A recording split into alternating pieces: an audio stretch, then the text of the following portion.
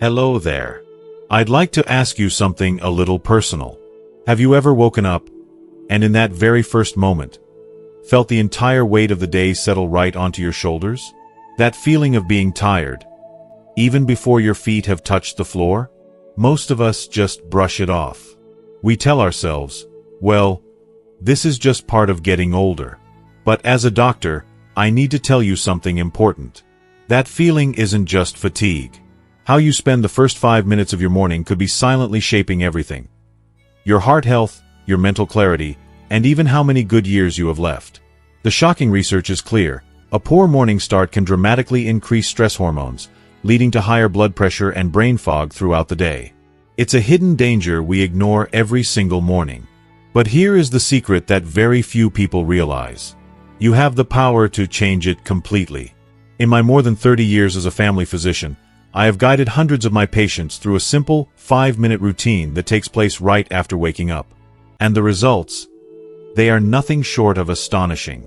I will never forget the story of George, one of my dearest patients, an 80-year-old gentleman.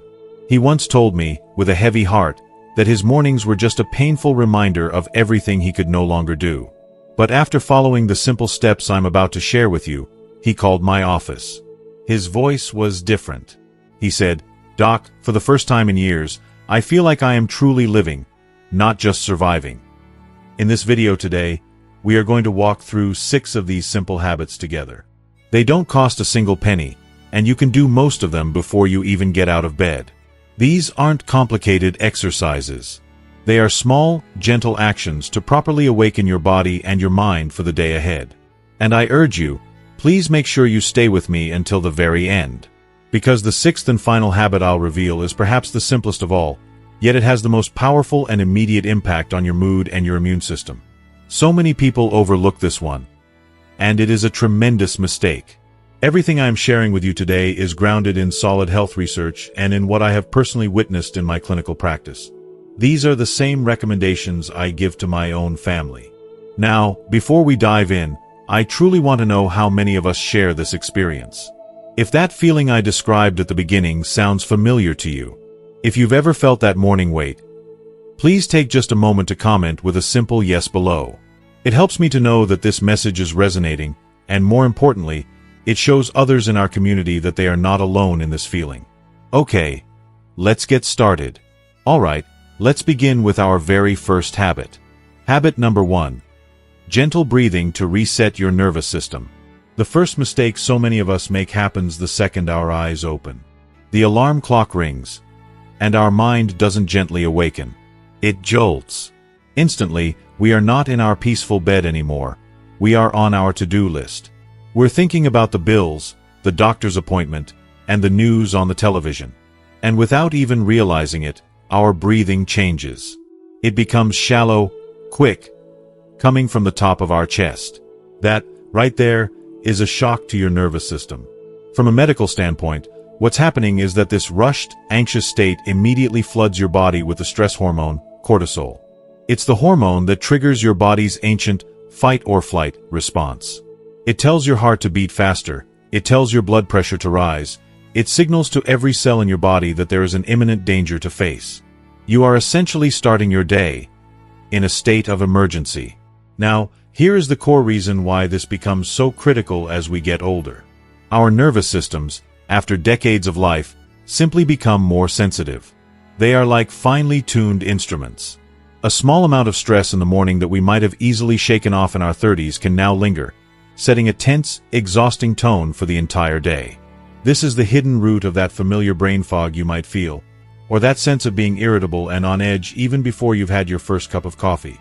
It's your body running a marathon before you've even walked to the kitchen. I saw this exact pattern for years with a patient of mine, a wonderful 74-year-old man named Arthur. Arthur's morning ritual was to grab his smartphone off the nightstand the moment he woke up. He'd scroll through the news headlines, the political arguments, the worrying emails. He told me he felt exhausted by 10 a.m. and didn't know why. When we checked his blood pressure at home, it was always highest in that first hour of the day. Arthur's story was a powerful lesson for me. His body was reacting to that digital flood of information as if it were a real, physical threat. So, Here is the simple, powerful solution I gave him, and that I now give to you. Please, start this tomorrow. The moment you wake up, before your feet hit the floor, before you reach for any device, just take 2 minutes. That's all. Place a hand on your chest or your belly. Gently close your eyes. Inhale slowly and deeply through your nose for a count of 4. Feel your belly rise like a small balloon. Hold that breath for just 2 counts.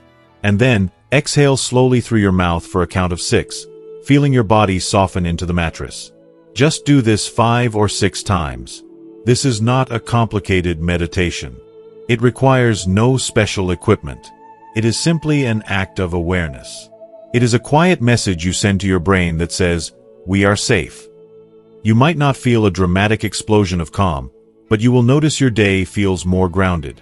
Over time, this small act of kindness becomes the foundation of peace that supports you. It is the most powerful and most overlooked gift you can give yourself each morning. And it costs nothing at all. Habit number 2. Rehydrating your brain and body. Alright, let's talk about the second common mistake, and it's one I see almost every day. After waking up, what is the very first liquid most of us reach for? For millions, it's a hot, strong cup of coffee. I understand the ritual. I truly do. But from a medical perspective, starting your day with coffee on an empty stomach is like trying to start your car in the dead of winter with no oil in the engine. It might turn over, but you're causing unseen damage. Here is the science, and it's very simple. While you sleep for 7, 8, or even 9 hours, you aren't drinking anything, but your body is still working. It's repairing cells, processing toxins, and you're losing water with every single breath you exhale. When you wake up, your body is in a state of dehydration, whether you feel thirsty or not. Your joints are dry, your muscles need fluid, and most importantly, your brain, which is over 70% water, is running on low. Now, here is the crucial reason this becomes more serious as we age. Our natural thirst mechanism, the very signal that tells our brain we need to drink, becomes less reliable over the years. This means you can be significantly dehydrated without even feeling the classic sensation of thirst. And the symptoms of this silent morning dehydration are things many people simply blame on getting old.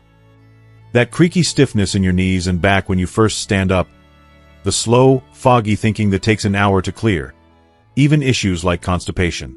So often, the root cause isn't age itself, but a simple lack of water at the most critical time of day. I had a patient, a lovely 77-year-old woman named Margaret, who for years complained that her brain took hours to wake up. She'd sit in her favorite recliner with her black coffee, feeling sluggish and groggy. She was convinced it was just an unavoidable part of her life now. I suggested just one change. I asked her to place a glass of water on her nightstand and drink it before she did anything else. Before the coffee. Before anything. A week later, she called me. She said, "Doc, I feel sharper. I feel more awake, and, this is a bit personal, but I'm much more regular now, too." Margaret's story is a perfect example of how a simple act can solve problems we thought were permanent. So please, let's make this change together. Tonight, before you go to bed, place a small glass of water on your nightstand. Room temperature water is often gentlest on the stomach first thing in the morning. If you like, you can add a little squeeze of a lemon slice for flavor and to help your digestion. This isn't about forcing down a huge gallon of water. It's about one single, intentional glass. It's a signal to your body that says, "I am here to take care of you today." If you are committed to trying this simple, life-changing habit, please let our community know by commenting with the word water below. Let's build this healthy habit together. Habit number 3. Gentle stretching to reawaken your body. The third mistake is one of acceptance. It's the belief that waking up with aches and stiffness is just a fact of life after 60. It's the groan we let out as we swing our legs over the side of the bed, accepting that our body is now rigid and uncooperative. We treat our body like an old car. We expect it to creak and groan, when in reality, it's a living thing that is simply asking for a little bit of gentle movement. Let me explain what is happening inside your body. When you lie still all night, fluids can pool in your joints, and your muscles and connective tissues naturally shorten and tighten. The act of gentle, deliberate stretching in the morning is like lubricating a rusty hinge. It pumps fresh, oxygenated blood back into those tissues. It encourages the flow of synovial fluid that cushions your joints, and it sends a signal to your entire body that it's time to move with ease, not with pain. The core reason this is non-negotiable for seniors is profoundly important: fall prevention. As a doctor, one of my greatest fears for my older patients is a fall, which can be a life-altering event. And what are the biggest contributors to falls? Poor balance and a lack of flexibility. That stiffness in your hips, the tightness in your lower back. These aren't just discomforts. They are risk factors. The difficulty you might feel when bending down to tie your shoes, or the need to grab onto furniture as you walk around the house. Those are your body's quiet warning signals that it needs more movement to stay safe and stable. I think of Frank, an 82-year-old widower I treated. After his wife passed, he lived alone, and his biggest fear was falling and not having anyone there to help. He noticed his balance was getting worse. A physical therapist showed him a 5-minute routine he could do from the edge of his bed. Simple ankle rolls, gentle shoulder shrugs, and reaching his arms up to the ceiling. A few weeks later, he told me the change was remarkable. It wasn't just that the creaky feeling was easing up. He said, "I walk with confidence again." That confidence is priceless. So let's stop accepting stiffness and start greeting our bodies with kindness. When you're sitting on the edge of the bed tomorrow morning, just try this. Slowly roll your shoulders back and down 5 times. Gently tilt your head from side to side, feeling a light stretch in your neck. Reach your arms overhead as if you're trying to touch the sky. And finally, stretch your legs out, pointing and flexing your toes to wake up your feet and ankles. You don't need a yoga mat. You don't need any special skills. Please, don't think of this as a workout. Think of it as a wake-up. It is a gentle, loving way to thank your body for carrying you through another night, and to prepare it for the day ahead. Habit number 4. Expressing gratitude to shift your mindset. This next habit addresses a mistake that doesn't happen in our joints or our muscles, but in our minds. When we wake up, our brain's default setting, especially when we're dealing with the challenges of aging, is often to scan for problems. The first thing we notice is the ache in our knee. We think about a friend who is no longer with us. We feel a pang of loneliness. We worry about the news we might hear later. We start the day from a place of deficit, from a place of loss. The science behind this is fascinating. Our brains are hardwired with something called a negativity bias as a survival mechanism, but we can consciously override it.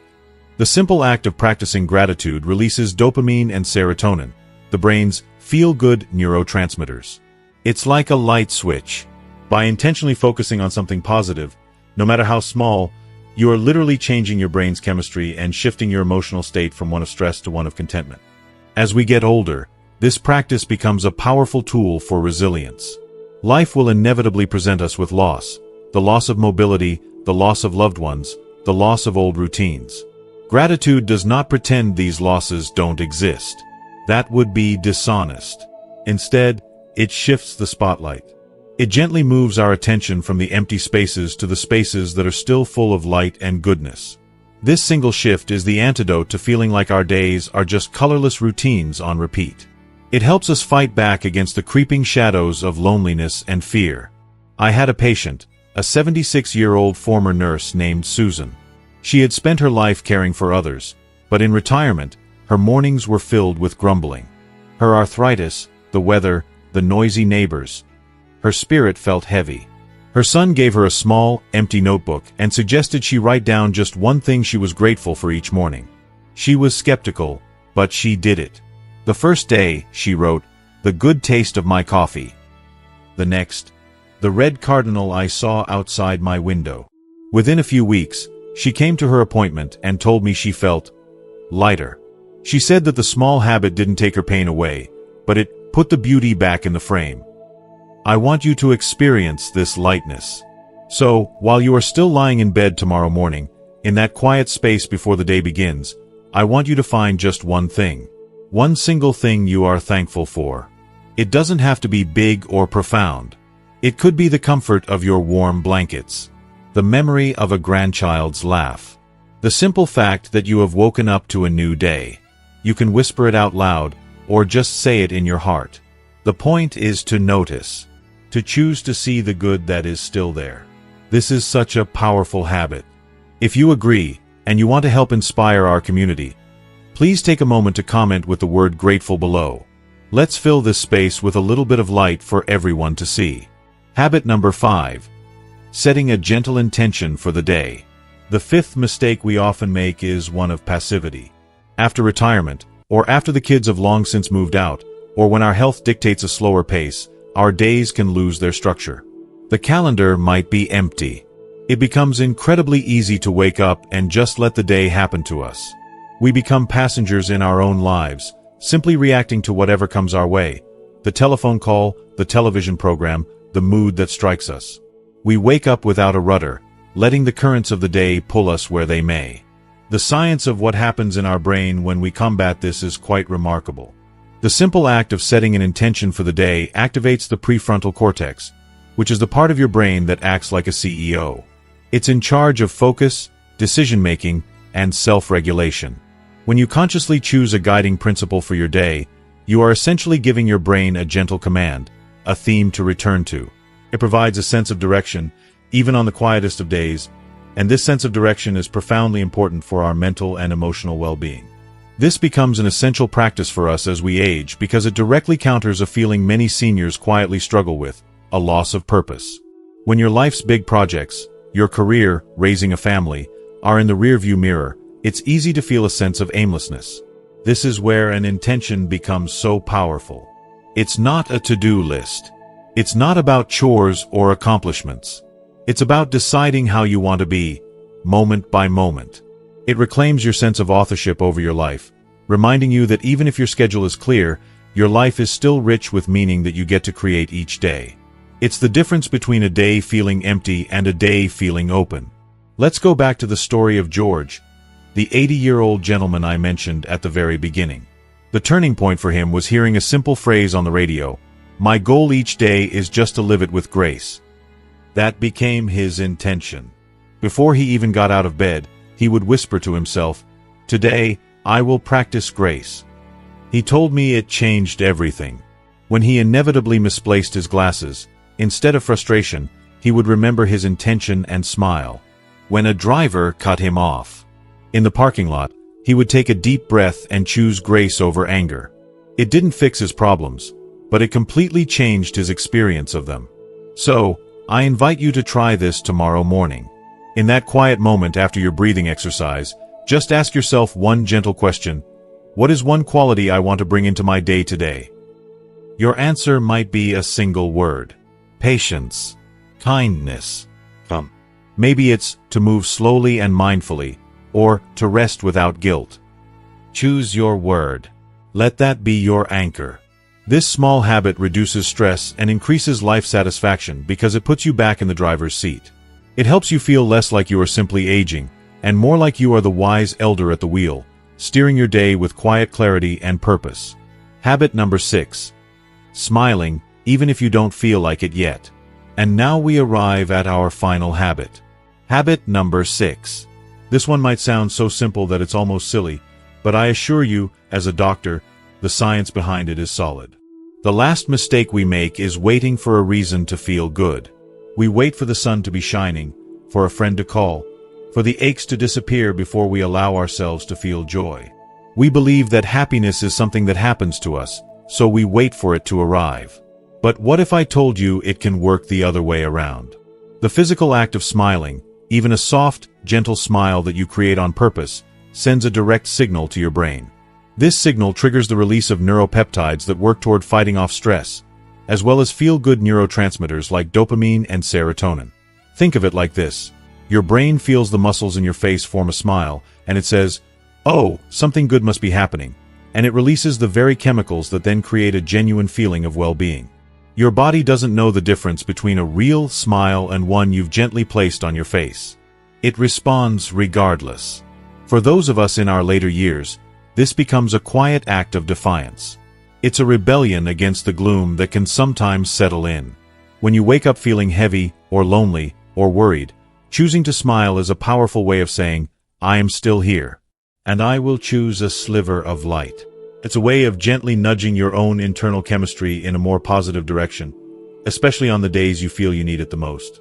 I remember Eleanor, a 79-year-old patient who was feeling particularly down after a long, lonely winter stuck indoors. Her daughter suggested something she thought was ridiculous. Just smile at herself in the mirror every morning while she brushed her teeth. At first, Eleanor said she felt like a fool, but she kept doing it. A few weeks later, she told me something surprising had happened. The smile started to feel less forced. She noticed she was feeling just a little bit brighter. Over time, that little bit became a lot. That simple, silly habit helped shift her mornings from gray to golden. This is the secret I promised you at the beginning of our time together. It is the easiest habit on this list, and perhaps the most profound. So here is your final action step. Tomorrow morning, either while you're still in bed or when you first look in the mirror, just let the corners of your mouth turn up slightly. You don't have to feel cheerful. In fact, it works best when you don't. Just hold that gentle smile for 10 seconds. Let your face remind your body and your soul that there is still goodness to be found in the day ahead. This tiny gesture costs nothing, requires no energy, but it can crack open the door just enough to let a little sunshine into your morning. And sometimes, that's all we need to start the day with both strength and softness. As we bring our time together to a close, my thoughts go back to my patient, George. The man who used to wake up dreading the day ahead, feeling that his best years were only a memory. Today, that same man begins each morning with a quiet moment of deep breathing, a nourishing glass of water, and a gentle intention to live his day with grace. He didn't make a monumental change. He simply started reclaiming his first 5 minutes. By doing so, he rediscovered the joy and the peace that can be found in the small, quiet moments of life. And his story, it can be your story, too. If there is one single lesson to take away from our video today, it is this: a long, happy, and healthy life in our golden years is not built in grand, dramatic gestures. It is built in the small, conscious choices we make day after day. It is built in the gentle whispers we offer our body and our mind in the sacred space of those first 5 minutes after waking. Your health, your happiness, it is all right there, waiting for you in the quiet stillness of the dawn.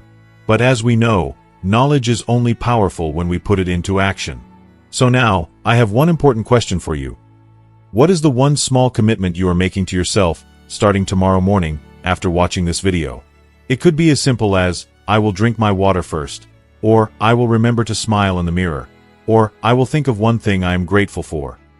Please share your personal commitment in the comments below. Writing it down is the first step to making it real. And seeing your commitment will surely inspire others in our community to take their first step, too. And if you found real value and encouragement in our time together today, you can let me know by giving this video a simple like. To continue on this journey with us, and to make sure you never miss another video full of this kind of life-affirming wisdom, please hit that subscribe button. It's more than just subscribing. It is truly joining a community of friends dedicated to living our best lives together. And finally, if you can, think of just one person in your life who might need to hear this message today. And please, share it with them. You never know. Those 5 minutes could change their life. Thank you for watching. Stay healthy, stay wise, and I look forward to seeing you in the next video.